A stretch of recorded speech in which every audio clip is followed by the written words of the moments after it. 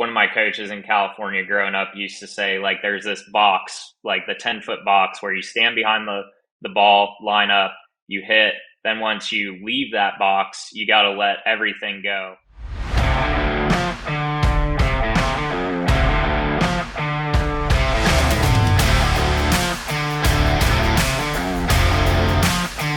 This is The Tournament Code. We appreciate you taking the time to join us today, Jacob. We know a little bit about you, a little bit about your playing, but before we get into where you are now, let's kind of start from the beginning. Tell us how you got into the game of golf. Sure. So, I grew up in Northern California, just outside of San Francisco in the East Bay area. And my parents both loved the game. My dad was, a pretty good casual golfer, got down to, I think, a 6 handicap at one point. And so it really just started every weekend going to the local driving range on the side of the highway right next to the house. It was about 10 minutes from the house, and just getting out there and getting on that driving range probably when I was like 3 or 4 years old. And then it, evolved into me starting to play tournaments when I was 9 and just fell in love with the game. I played, baseball, soccer, a little bit of basketball growing up, but definitely golf was always the primary focus. Growing up in California, how did you wind up at Auburn? Yeah, it's kind of an interesting story how I wound up at Auburn. Yeah, I was playing, really good junior golf by the time I got to high school.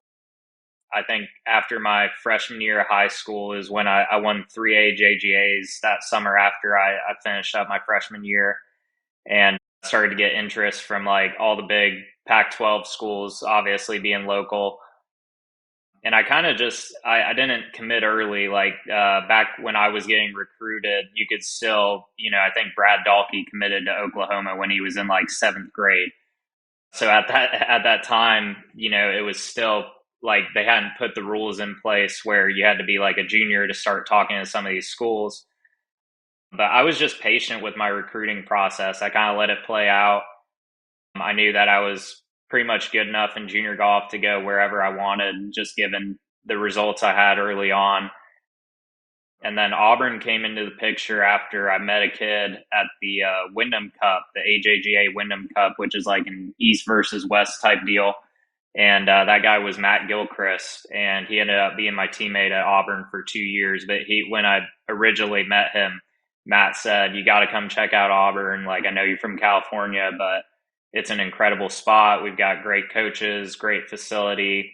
And so I went and saw it. And fortunately for me, it was the Kick Six 2013 Auburn, Alabama game for my first ever visit to Auburn. So that was pretty incredible stuff. That's a heck of a recruiting visit, and you liked Auburn so much that now it's your home, it sounds like, which we'll get to. But tell us about actually going to Auburn and what it was like getting that community. We've talked with a lot of people from there. We've talked with Corey Maggard. We've talked with J.M. Butler. We've talked with Grayson Huff.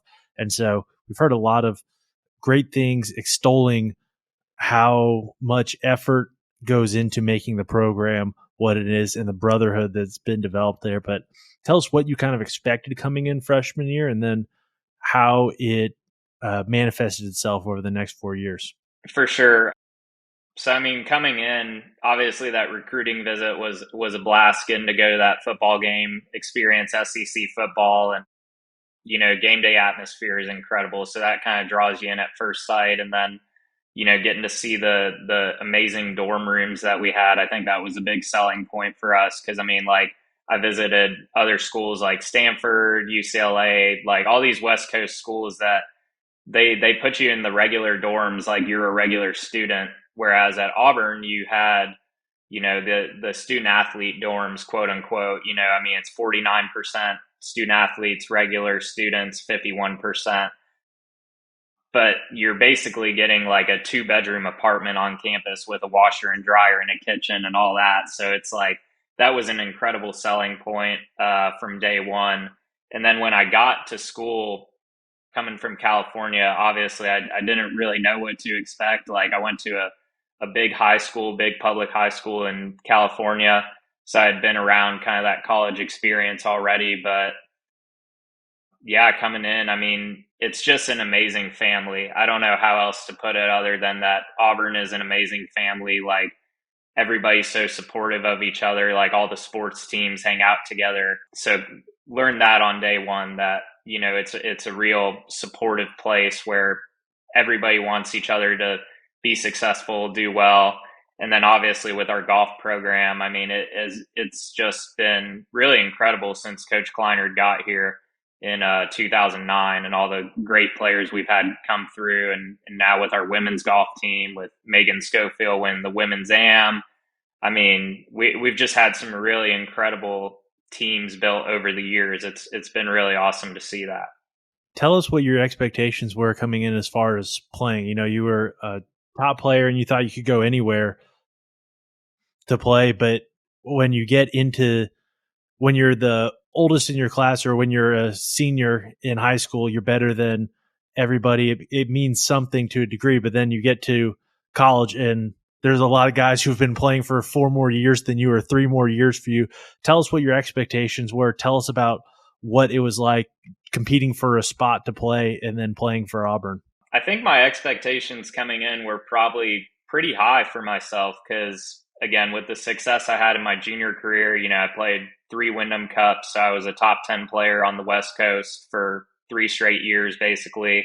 I was on teams on those Wyndham Cups with like Colin Morikawa, Sam Burns, Scotty Scheffler. So I got to know, you know, some of the best players now in the world. But yeah, so I had really high expectations coming in just based off my junior career. And then when I got there, I was like, wow, I'm not quite as good as I thought I was.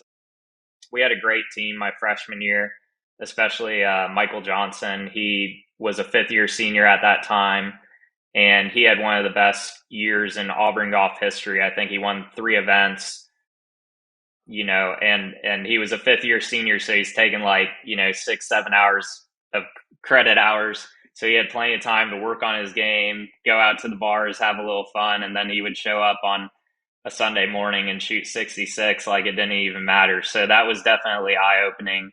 But yeah, man, I came in and performed really well actually in the fall semester. I think I finished like 10th, 12th, 11th, and 13th in our 4 events. So I was very consistent, but definitely didn't necessarily like know what was going to happen. But then I made it into the first tournament and I kept playing well and kept exempting myself into the next event. I was exempt from qualifying pretty much the whole fall. So that was a cool feeling, you know, to come in and prove myself early on.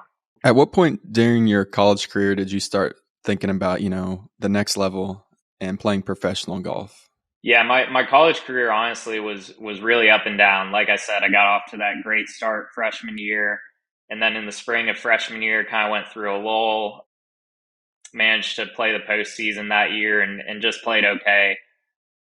You know, and then really through sophomore and junior year, I was kind of struggling as well. So it's like, it wasn't always clear. Like, I even doubted whether I could play professional golf, even at a high level place like Auburn, you know, kind of moving in and out of the lineup at times. I mean, I probably ended up playing 90% of the tournaments, but sometimes as an individual, just because we had such a deep team. So the opportunities were there for other guys to earn their spot.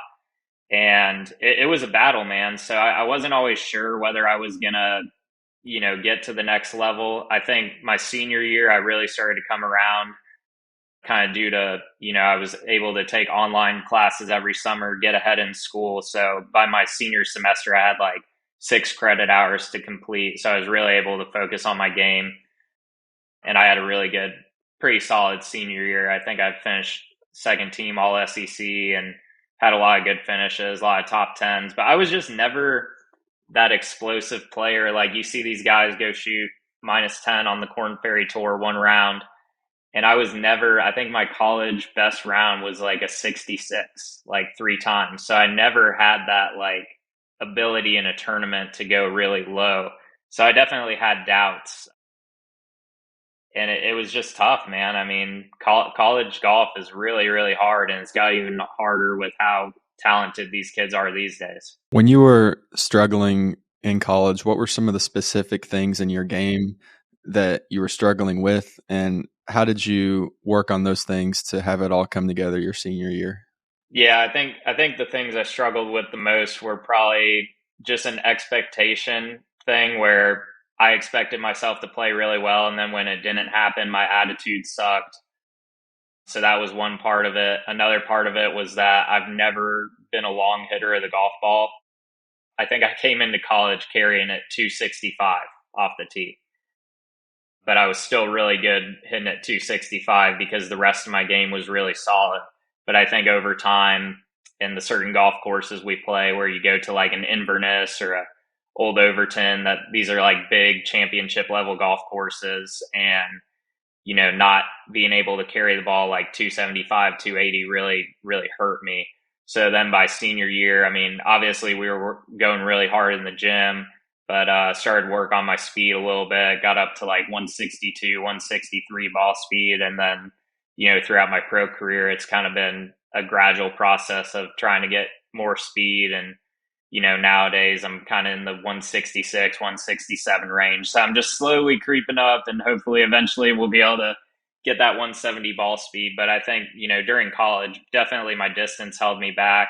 And then just my attitude. I just think I was immature and 20 years old, and didn't have the perspective that I do now. What about your attitude in college and maturity do you think held you back in particular? I think my anger held me back, just because golf is so like, it feels continuous, but obviously every shot's individual, right? So like, I think if I had realized that in college, like, hey, every shot's individual, I can recover from a bad shot. But in college, you're just kind of immature, and you don't know those things yet. And so I would, get on a bad streak of either rounds or, holes or whatever it may be, because I'm letting that internal anger affect my actual golf shot, which is never a good thing. What did you work on to try to allow yourself to recognize the individuality of each shot and compartmentalize so that you didn't, run over hole to hole or shot to shot, and carry that burden with you? Is there someone you worked with? Is there someone you talked about? Is there something that you did that helped that, or was it just a gradual process of learning? It was definitely a gradual process of learning to get to the stage that I'm at now. But I also worked with a mental coach starting in 2020 and 2021. So just like a year and a half after my professional career started. So I wish I had done that work in college, but I was always stubborn. My parents want to say, you should go see this coach or whatever. We'll pay for it. It doesn't matter. We're just trying to help you. I'm like, nah, I got it. Like, it's fine. But that's just the 21-year-old. But yeah, in working with that mental coach to, prevent the bad streaks or the anger or these expectations, we kind of just said, why do you enjoy hitting golf shots? Right. And I'm like, yeah, of course I love it. I've done it my whole life. Like, it's what I want to do. It's like, well, if you're loving the process and you're truly invested in, okay, this shot is individual, this putt's 8 feet and it doesn't mean anything, it's just an 8 footer. So I think taking the emotion out of the shot is really what helped me to make every shot more individual. Like, every shot's a math problem. I kind of like that statement, where, because obviously golf, you got 150, it's into the wind, all these factors, and you just make it as logical as possible and like take the emotion out of it, which really comes up huge when you're in a situation where you're in the final group of a tournament trying to win for the first time. Handling those emotions is really key. Tell us about the math that does go into a golf shot, kind of your pre-shot routine, figuring out what you're going to hit, et cetera. Walk us through lie, wind, elevation, distance, et cetera. Yeah, so my process is really simple. I probably might be one of the fastest players on the Korn Ferry Tour. They do, like, on the Tour Links app, they show your average shot times, and I think I was the sixth fastest player on the Korn Ferry Tour this year. And I don't know if that's necessarily a good thing. I'd like to think that it is because it means I'm really decisive. So the way we go through it is me and my caddy will obviously pace off the yardage, get the front number, get the pin number, and then I have a mini compass in my yardage book. I wish I had it with me right now, but I open that. It's like I think it's a Sunoco that I attach to like the top part of the yardage book. So always checking the compass for the wind direction, and we play off adjusted numbers as well. So just getting those numbers first off, judging the wind. But I'm so quick with it, man. I just like, okay, 153. Yep, I know that's my 9 iron. Like I'm very decisive, and then we just pick a good target that makes sense, and I swing freely. I'm not one of those guys that's going to sit there and deliberate for 30 seconds. Hey, like I just, it doesn't make sense to me why people take so long to play golf. I've always been a fast player. Probably something I need to work on to slow myself down a little bit, just because it is so slow. The rounds take 5 to 5.5 hours. So, but my process is really simple, man. I just have good feel. I've done it for 20 years, so I feel like I know my game really well at this point.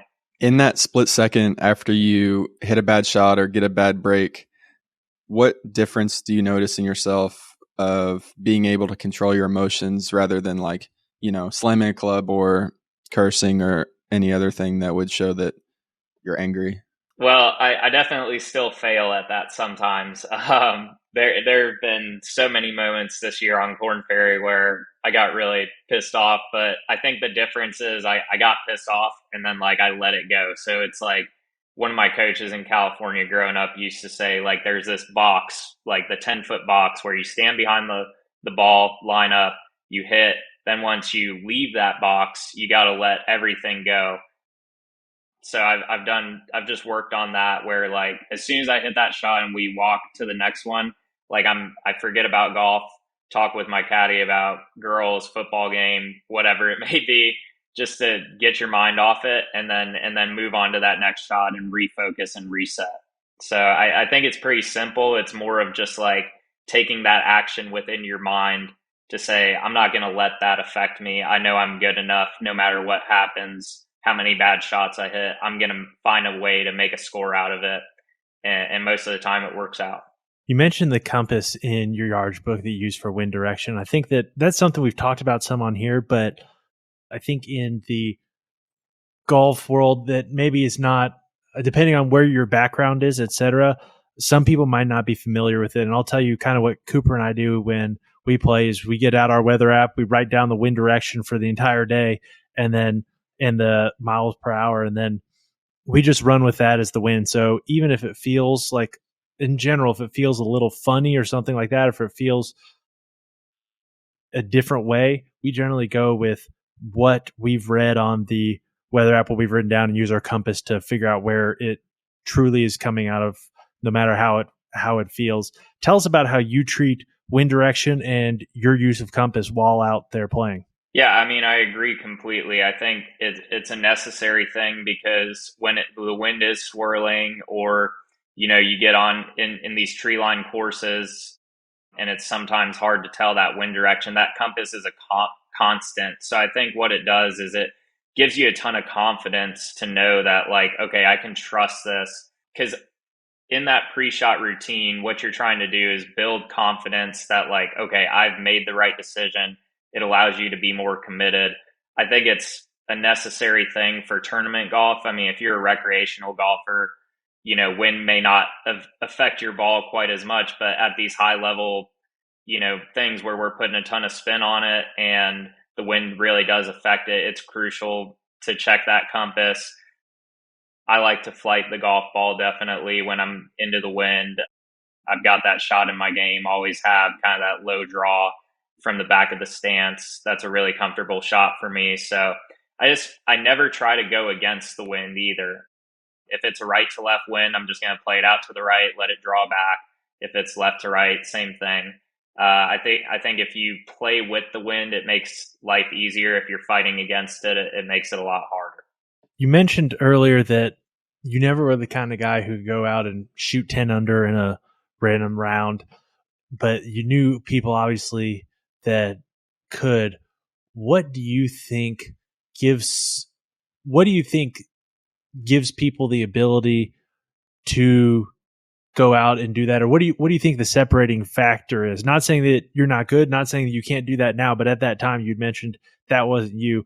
What do you think separates the people that go out and do that? Right. I think it's a mindset thing to be able to shoot 8 to 10 under par because, if you've never been there before and you start to, make all these birdies and then you're like, oh my God, I'm 6 under. So like people that think about the score, which was probably me in college, thinking about the score way too much and, realizing like, oh, I'm 5, 6 under, like I have a chance to shoot my best round type deal. As soon as those thoughts creep in, you're probably going to hit a bad shot. So I think it's, again, going back to making the golf shot individual and like not worrying about what you're at or what the putt is for or what the shot is for. So making it individual is a big part of being able to take it low and just having the confidence that you can do it. Like I never had the confidence in college that, okay, I could go shoot, 8 under. I just was like, okay, if I go shoot 2 under per round, like that's really solid, but it's never going to win you a golf tournament. And now, obviously, I realize having played this full year on Korn Ferry, just like so many events are 20 under par to win, regardless of conditions, too. I mean, looking back to the Tour Championship last week on day one, it was about 65 degrees and it rained the entire day. And Mason Anderson went and shot 8 under in the first round. And it was just like, how did he do that? But at the same time, like, you just always expect somebody's going to have the round of their life on that day. But yeah, I mean, just confidence that you can do it, making the golf shots individual. I think that's how guys are able to shoot those low scores. That's how Cooper and I felt. He played in the Jones Cup in 2021, I think it was, maybe 20. 21, I think. 2021, Alex Fitzpatrick was out there.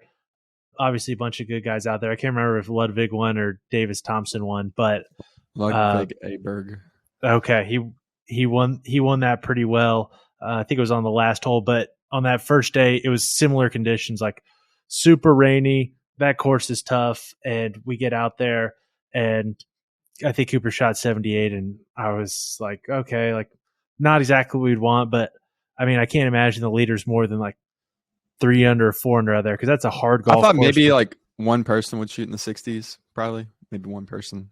And we checked the leaderboard, and Alex Fitzpatrick had gone out and shot 65, 7 under, and 64. yeah, or 64. Oh, even better. And I was like, well, that's not something I saw was out there today. So there are obviously a bunch of good players out there, and you're one of those good players out there as far as on the Korn Ferry Tour right now. You've got the full year out there. Before we get to this year, tell us about what going pro was like for you in your path to the Korn Ferry. So like I alluded to earlier, just with senior year of college went pretty well for me. So definitely had some confidence. 2019, I decided to stay amateur throughout the summer, kind of play some of those, high level amateur events, the Son of Hannah, Northeast, Western, and USAM was my last amateur event at Pinehurst #2. And I actually finished like second place in stroke play to Brandon Wu, took out Cameron Young in the first round and lost to Palmer Jackson, who's a really good player at Notre Dame now, but had a great run to kind of end my amateur career that I was super pumped about. So it gave me a lot of confidence, like going into Q school. I went to pre-Q in South Carolina in 2019, got through that one. And then first stage, I actually won my first ever time going to first stage. It was down in Mobile at the RTJ Magnolia Grove. I shot like 21 under. I think I won by 3 shots.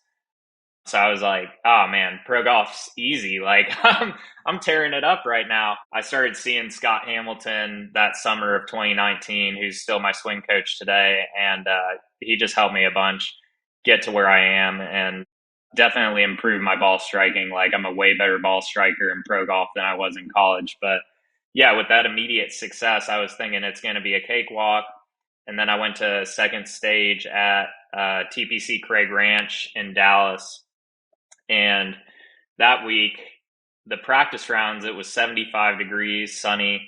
And then we get in the tournament in round one and it was 45 degrees and it rained on us like our last three holes. And I got a fortunate tee time even where I didn't even have to play in the rain that much, but some other guys did. And then day two was probably the coldest round of my life. I mean, it went to 40 degrees and I'm like, I think I was like 5 over through 2 rounds. So I'm like way out of it. Like the cut was going to be like 4 under. And I ended up shooting 3 under, 7 under on the last 2 days to almost get through second stage. I ended up missing by 2 shots, but I was like, wow, like I really came back strong and, you know, still had a lot of confidence, even though I missed second stage by 2 shots. And then little did we know that the world was going to blow up, you know, a few months later with COVID, and I wasn't going to have that Q school opportunity for another 2 years. So, I mean, I can continue to go on about it if you want me to. Absolutely, yeah. Yeah, I mean, so after that second stage, I think I just went and played some mini tour events down in Florida, like the minor league golf tour. I had buddies who lived in Jupiter, stayed with them for like a month and played a lot of that stuff and playing well, still had confidence. I actually went over to Asian tour and tried their Q school in January of 2020, right before COVID. And I tied for first in that first stage. And then I went to final stage like a month later. And this is where things started to kind of get dicey for me. I just wasn't playing the golf that I'd been playing. I think it was either a lack of like good iron play that I had in the previous few months. And then my putting really started to struggle, which had honestly always been probably the strongest point of my game was my putting. And then I really started to get demons with the putter throughout 2020. Played a bunch of mini tour events, probably only made I think I made like 3 cuts out of like 10 or 12 events I played like on the mini tours. So really struggling. And this was, you know, in a period after COVID where like the All Pro Tour had a bunch of good players coming to play it. And I was kind of just getting smoked, to be honest, like losing a ton of money, not playing well. And it was a really tough time. I mean, I just, that's when I started seeing the mental coach. I knew I needed some help, like outside of the physical aspects of golf. But even after seeing the mental coach, it kind of didn't turn around for me. I mean, I played all right in 2021. I played a bunch of mini tours. I think I made a lot more cuts that year in 2021. Like, still lost money, didn't really break even. And then first stage in 2021, first time doing Q school in 2 years, I missed by 5 shots at the site that I had won at 2 years ago. And that was kind of the real low point of my pro career, I guess you could say. I definitely thought about giving up, quitting. And my mom, I remember it like we were just walking through the neighborhood. I went on a walk with my mom and I was like, man, I think I should quit. Like, I don't know if this is for me. I've been kind of sucking for the last year and a half. Like, it's really hard. And she was like, no, you've done this your whole life. Like, you've practiced so hard. Like, don't throw it all away. Give yourself like one more year and just see what happens. And so going into 2022, I mean, my expectations were at the floor. Like, I had played so bad and I was like, this isn't happening, but I just kept going, kept working hard, practicing. And then golf's one of those things where it's like, you never know when your game's going to start to turn around and things are going to start to go in your favor. And sure enough, like early 2022, I almost won a mini tour event, a G Pro event. I lost in a playoff to Will Dixon in like February of 2022. And then like a month later was the Canadian Tour Q school. And I got through that. I got like conditional status, but it was really good. So I got into all the events up in Canada. And then I think in Canada, I'd finished like 26th on the points list. So I just had a really solid year in 2022 that I was really proud of. And that kind of gave me the confidence going into this like last fall for the next stage of Q school. I went to first stage in Gunner, Texas, got through. Second stage in Valdosta, Kinderloo Forest, really good golf course. and got through that. I was right around the cut line actually with like I think 9 holes to play. I was 5 under and the cut was going to be 6. So I was like really nervous, kind of struggling. And then all of a sudden I just birdie 10, 11, 12 and get myself right in it. And I was like, wow, this is sweet. Like now I just got to hold on for dear life. And second stage pressure is probably the most pressure that you'll ever feel in your entire career, because you know that if you don't get through, like you're a whole nother year of waiting for another Q school opportunity. So, but luckily I just kept making pars, and then on 18 I hit it to like 2 feet and make birdie, and I got in by 3 shots at second stage last year. So it was kind of like, and I had this really embarrassing actually, but the PGA Tour like posted me like bawling my eyes out because I had made it to through second stage. And even now I still get emotional thinking about it because it was such a big moment for me. Just all the like tough times over the last 3 years, like I said, missing cuts on mini tours, wanting to quit, but all that perseverance finally paid off. That's an awesome story. And I wanted to point out something you said earlier, which is how advantageous do you think it was for you to have low expectations going into that season? Yeah, it was huge to have those low expectations because like I finally just had hit the floor. Like once you hit rock bottom, there's nowhere to go but up. So yeah, I just went into tournaments not really expecting anything, and then all of a sudden I just kind of played really free. Like I think when you have expectations, you're not necessarily playing free. It's like, man, I got to make birdie. Like this is an easy par 5 or whatever it may be. But when you have no expectation, you're kind of like, all right, I'll just pick my target. I'll just hit it. Like whatever happens, happens. I think playing with freedom is probably the biggest like confidence builder that you can have. And it just allows you to, swing your best, putt your best, because you're not afraid of like an outcome. You're just out there focused on what you're doing. You said that second stage is the most pressure in golf, and you made it through, as you said. You got to third stage, and the beauty about third stage is at least you're going to get some sort of status on Korn Ferry. It can be obviously full status all the way down to like super conditional status, but at least like you're on the list of a guy who's going to get into an event probably at some point during the year. And as I recall, if I recall correctly, I think you got partial status and you were exempt into the first 4 events of the year this year. And when it comes to getting some sort of partial status, it's good because hey, you're in the event, but also you know that you got to play well, etc., so you can stay in, have status for the reshuffle. Tell us about this year and what that looked like. And if I was wrong as far as what you were exempted into, correct me on that. I actually had the first 8 starts because I finished top 40 at final. But I'll say this about final stage is going into it. I think I was really naive to what could even happen. Like it felt like I had already won because I was there and I was going to be a conditional Korn Ferry member no matter what, like you were saying. But I didn't realize like the ramifications of not getting top 40, because when you get top 40, you get the TPC practice privilege at Sawgrass and like some of the elite like venues that, conditional members don't have access to, like Scottsdale, Sawgrass.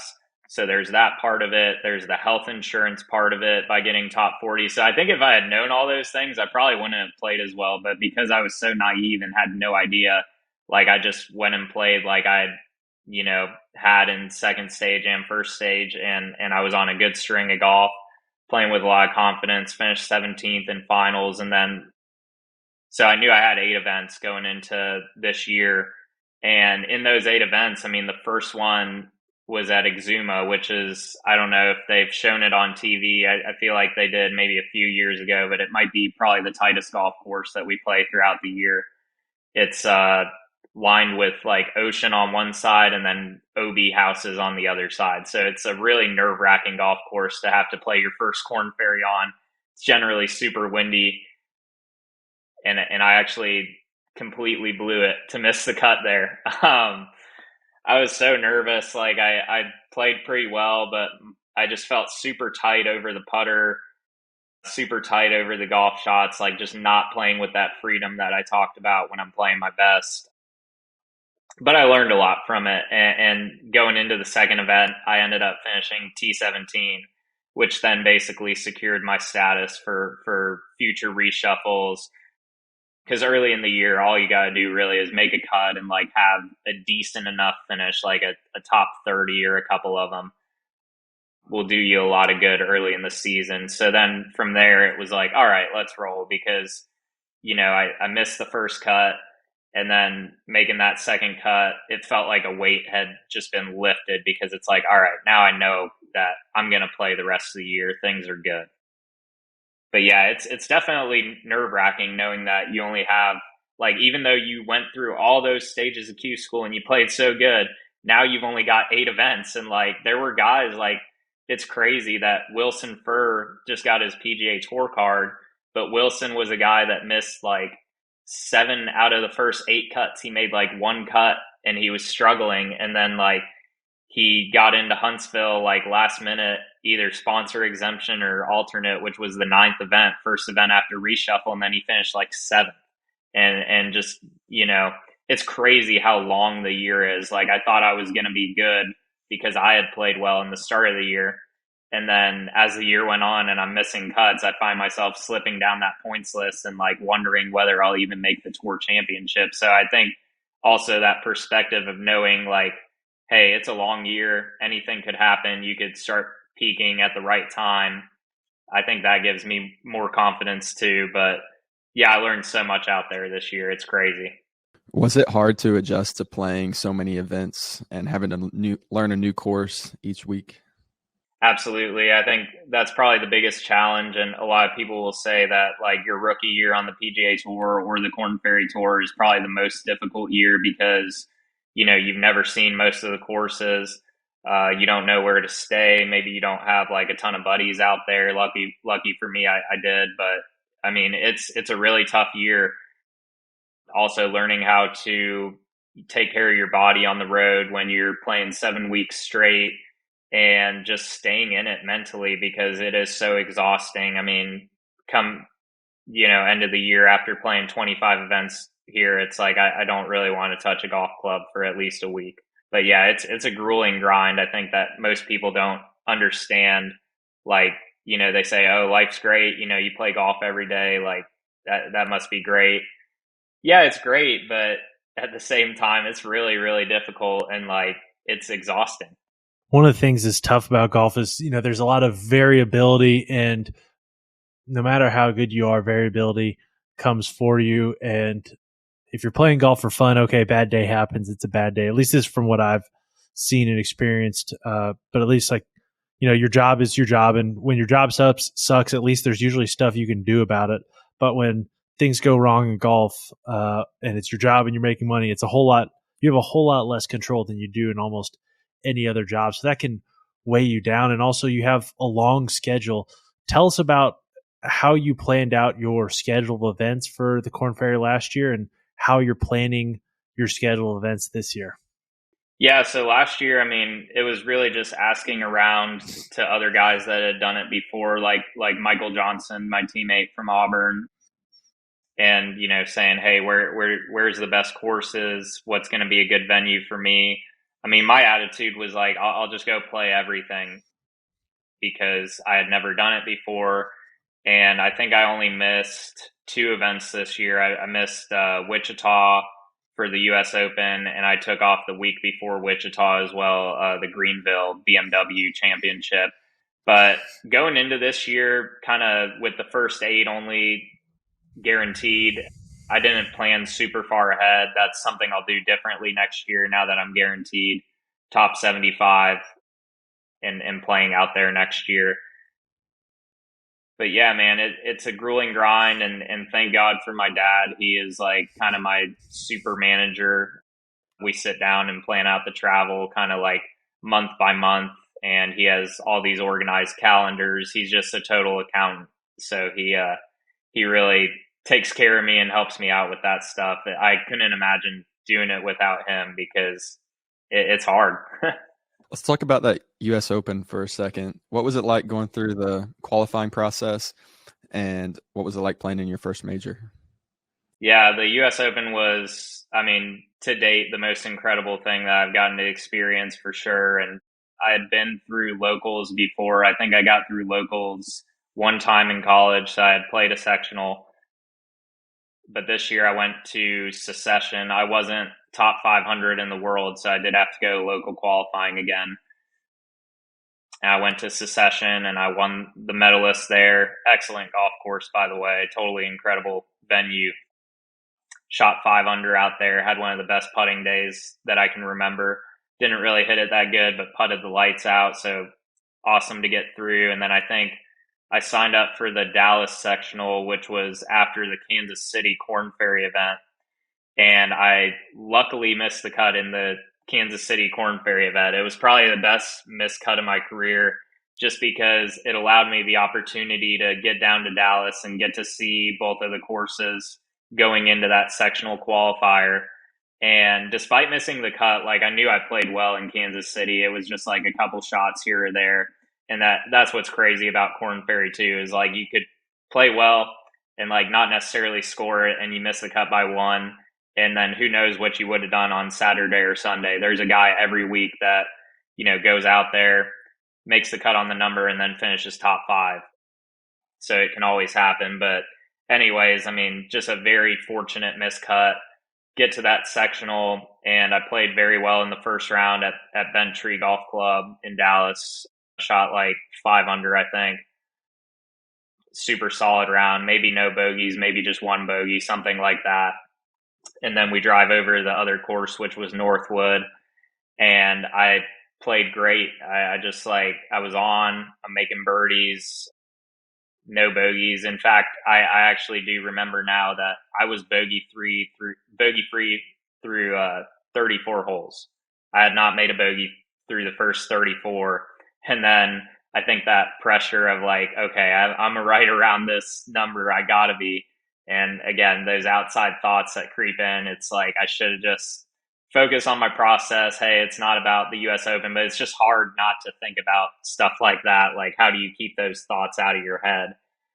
So it comes down to those last 2 holes, and I hit my drive to the right on the second to last hole, pitch it up by the green, kind of a low punch shot, and I just barely missed the green, hit a decent chip to 6 feet, and then just probably the worst stroke that I had made in a long time.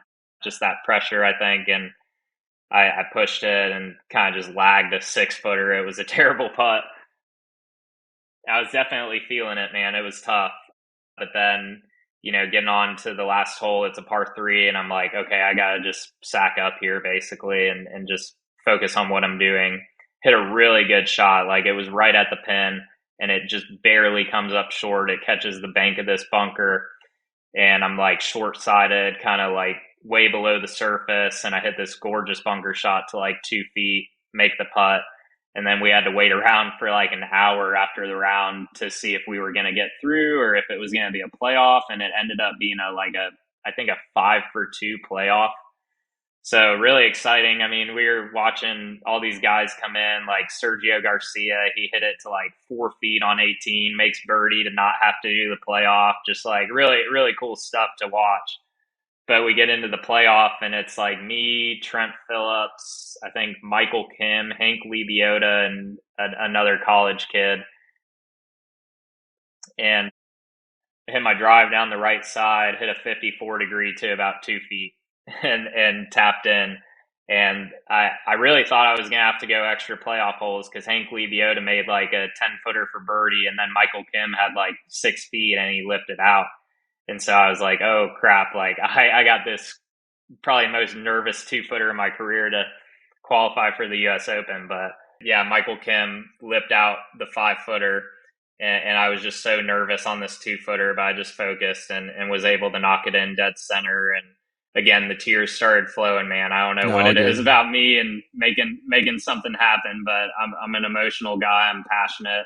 I care a ton, and yeah, it was a great moment. Probably one of the coolest moments in my life to know that I was going to get to tee it up in the Open. That is really cool. I know we're coming up close to time right now. As far as things that I wanted to talk about, you work with Scott Hamilton. We know several players who've work with Scott. Scott's a top teacher, really good guy from what I've heard. Tell us about, first off, when deciding to go to Scott and just in general working with swing coaches, what you were looking for and what you wanted the relationship to look like. Yeah, for sure. When it came to my golf swing, it's always been really simple. Like I said, I don't hit it super far. So, like, I'm a pretty on plane guy, like one plane. But yeah, I just wanted a coach that I had kind of seen my college coach throughout my entire college career, and he worked with me on golf swing, and he's great. He knows what he's talking about. I just wanted to do something different to start off my pro career, and I just heard Scott was a great guy, and kind of just tried him out and really liked it. Yeah, we got going, and he's really simple. Like, I think his process aligns with mine because, like I said, I'm a decisive player. I make quick decisions, and I trust myself a lot. He's kind of the same way. Like, within the first 10 minutes of the lesson, he kind of knows what I need to change, if anything. Sometimes I go over there, drive 2.5 hours to hear, hey man, it looks pretty good. So Scott's really simple, but he's been a lot of help. Mostly for me, the biggest thing in my golf game that changed when I started seeing him was just getting over to my left side better, and getting a little more compression on the golf ball. Our first lesson ever, he was like, all right, I want you to launch your 7-iron at 17 degrees, like, and you can't leave until you do it. And so I was like, all right. But Scott's great. You know, he really cuts us Korn Ferry guys a super fair deal. Like, it's not crazy expensive to go see him, and you can stay for 4 or 5 hours if you want. Like, Scott's just a super chill guy. He just likes hanging out and talking golf. That is cool. As far as working with him, you know, you have a good relationship with him. You've learned a lot from him. When it comes to tournament weeks, what does your swing work look like throughout the year, managing both? All right, I got to go play in a tournament and put up a score, but also, you know, there's some things maybe I want to work on in my swing. And then when you go out, and that's, you know, practicing, et cetera, during the week and leading up to the tournament, and then days of the tournament, is there any technique that's going in your head? Do you have swing thoughts? What's going on inside your head as to all that? Yeah, I think the best time to work on your golf swing is definitely early in the week. You know, I'm not a huge tinkerer either, so I'm one of those guys that I kind of know where, like, my deficiencies are. Like, sometimes my hands get a little high at the top of my backswing, so just trying to get those hands deeper. And then just, you know, I use TrackMan. I bought a TrackMan this year, and that's been hugely helpful just to understand, like, the club path data and all that. And I definitely take a few swing videos throughout the week, but I'm not really, you know, super working on anything during tournament weeks, man, because I generally hit it pretty straight. So it's more just like alignment, posture, tempo. I think those things are more the keys. And then when I come home and I do see Scott, you know, then we can make some changes. But I'm just not a huge tinkerer on the road. I kind of go with what I got. Again, my golf swing is really simple, but I definitely love to see videos. Like, I'm hugely visual. I need to see how it looks. And then, you know, going on to TrackMan and dialing up my yardages for the week is probably the more important work that I do, where just getting the feels for, okay, wedge is going this far this week, and just constantly working on your feel with distance control. Lastly, we've talked about golf swing, we've talked about tournament play. As far as working out goes and swing speed, we briefly touched on that, but tell us kind of what your plan is. You said I've gotten better. I was at 163 ball speed. Now I'm at 166, 167 ball speed. Is that something, that you're trying to increase? And in general, what does the gym look like, or any sort of speed training look like for you? Yeah, man. I mean, to be honest with you, I've never been a star in the gym. In college, I was probably like the worst athlete on our team. And I mean, I have coordination, but like it's never worked out for me, man. I really have hated the gym my whole life. And like, it's been a really hard thing for me, but it's something that I've made a mission now in my head, where I didn't work out too much throughout the season, just because it is really difficult to play sore. And, you know, if you're not in a routine before the year working out, it's hard to start a routine in the middle of the year. So that's honestly my biggest focus this off season. I know my golf game's pretty good, but I want to, in order to get my tour card and get to the next level, I've got to start carrying it like 295. I'm like at 285 right now. If I can start carrying it 295 to 300, I think that's where I'll see a ton of improvement, just getting more wedges in my hands. My wedge game is easily my biggest strength. My proximity on wedges is great. So just getting in the gym a ton this off season. I'm planning to go 5 days a week. I'm also planning to move down to Jacksonville Beach at some point this off season, hire a trainer down there. They have a really good guy at TPC. So just doing the right things, man, and just fully committing, because I know that in order to get my tour card, I've got to hit it further. So that's my biggest motivation right now is, hey, if you want your tour card, you better hit the gym. That's the truth. What do you attribute your great wedge game to? Man, just super simple golf swing is one of the things that helps me out. I'm just super on plane. And then just working those distances on the track, man. I mean, my distance control throughout the year has just improved so much. Last week at the Tour Championship, I probably hit 15 wedges inside 6 feet. I mean, I was just like, all my birdies were coming from wedge game on par fives. Like day 4, I played the par fives 5 under, chipped in for eagle on one of them. And then the other 3, I laid up and hit a wedge to like inside 10 feet. So it's just working on the track, man, distance control, developing that feel. And that's something, hopefully that'll be like a, when people talk about me playing the PGA Tour, they'll say, man, this guy is one of the most elite wedge players we've ever seen. That's my goal. That is awesome. We look forward to seeing that. I think the last question we ask every guest is the same, which is, if you go back to yourself as a junior golfer and tell yourself just one thing, what would that one thing be? That's a great question. I think if I could go back to junior golf, I would just tell myself, hey man, the journey is really long. Like whatever happens today, it doesn't necessarily matter, because you're going to wake up tomorrow and you're going to give it 100% your best effort, and you're going to improve over time. Just be patient with yourself. The journey is so long. And I think that can even relate to, going throughout these seasons in pro golf. Like if I start off bad next year, guess what? I could be playing great come June or July, and you just never know when your time is going to be. So I think just having that confidence in yourself and being really patient and knowing that it's a marathon, not a sprint. Absolutely. Well, we appreciate you joining us. Where can people find you on social media? If they want to follow you, reach out to you, all that kind of stuff. Yeah, my Instagram handle is just my name, Jacob_Solomon, all O's in the last name. I'm pretty active on Instagram. I definitely post a lot of stories and posts on there, and that's pretty much all the social I do. I'm not really on like Twitter that much. I sounded off on Twitter when I was playing the US Open, because they were kind of jabbing at me about some LinkedIn profile that people found online that I made when I was in college. But yeah, man, I'm active on Instagram, so give me a shout there. Well, awesome. Be sure to give Jacob a follow. And then if you're listening to us on Apple Podcasts or Spotify, please subscribe and leave a rating. If you're listening on YouTube, please like and subscribe. This helps us get our message out to more people.